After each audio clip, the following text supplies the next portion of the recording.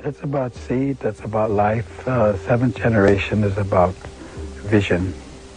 It's about leadership looking ahead. It's about responsibility.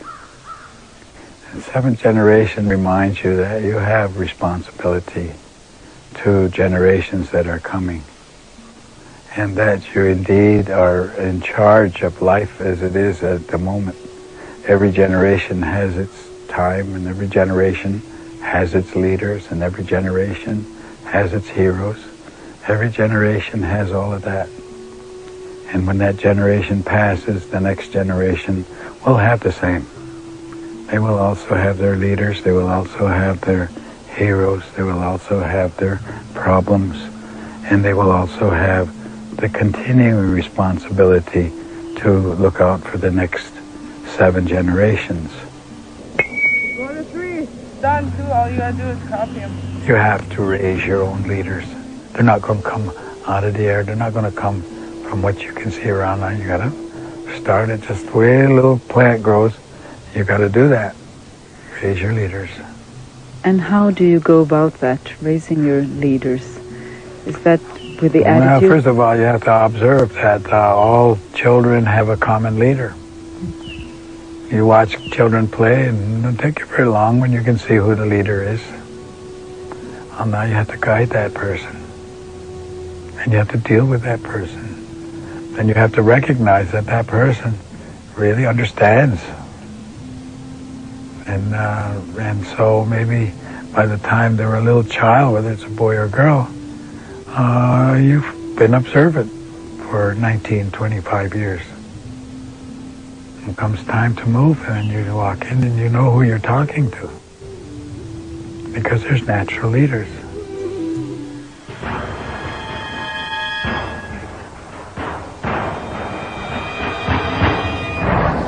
The most important thing I would think is that the leadership change their values from power and authority to responsibility. I don't think, as in the United States, they have a Bill of Rights, that they added on to the Constitution of the United States. And I think that should have been a Bill of Responsibility, not a Bill of Rights. Because people talk about their rights, but they never talk about their responsibility.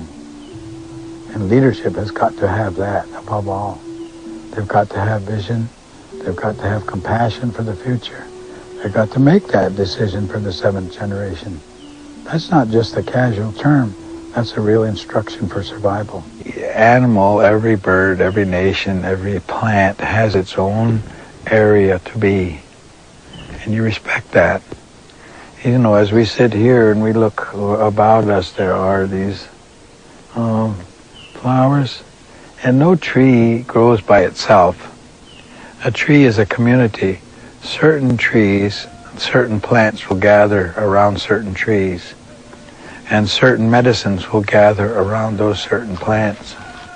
So that if you kill all the trees, if you cut all the trees, then you're destroying a community. You're not just destroying a tree, you're destroying a whole community that surrounds it and thrives on it, and that may be very important medicine for people or for animals.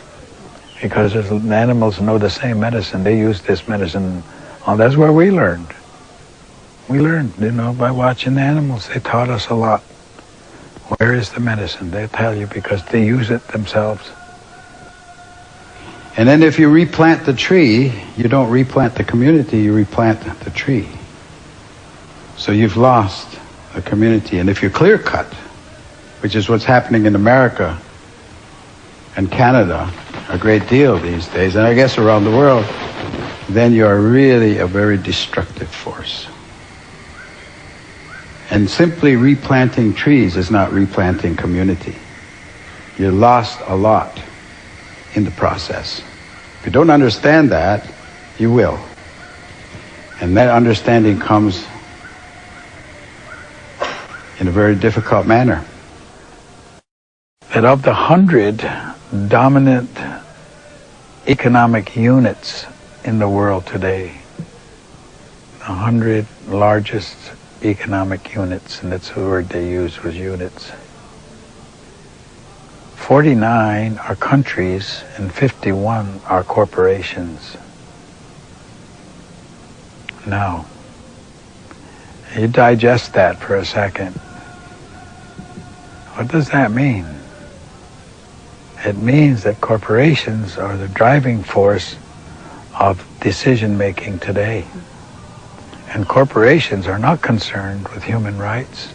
They're not concerned with human life. They're not even concerned with a proper wage for the people that are working for them.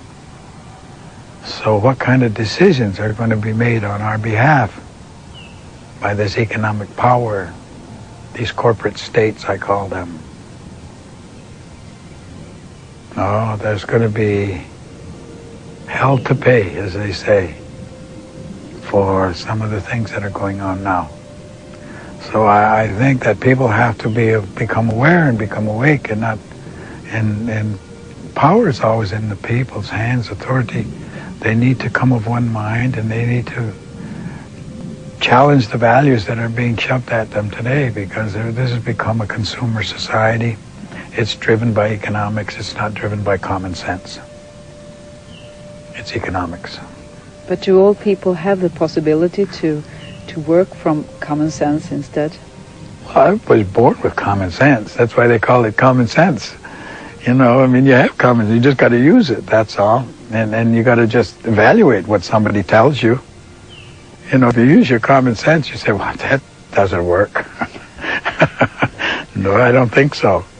I mean, I remember when one of our chiefs, we had a group of boys who had done something bad, and they were sitting in front of the chief's council, and they were talking about, you know, who was the leader.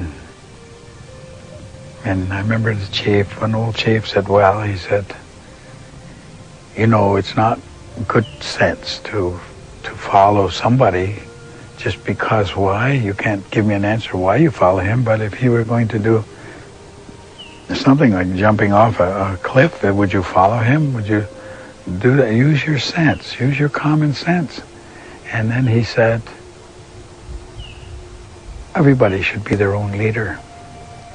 In other words, do your thinking for yourself.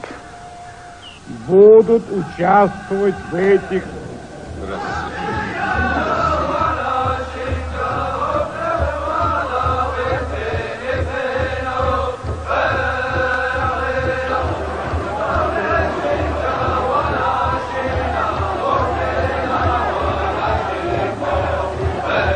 I had no prior knowledge of the Watergate break.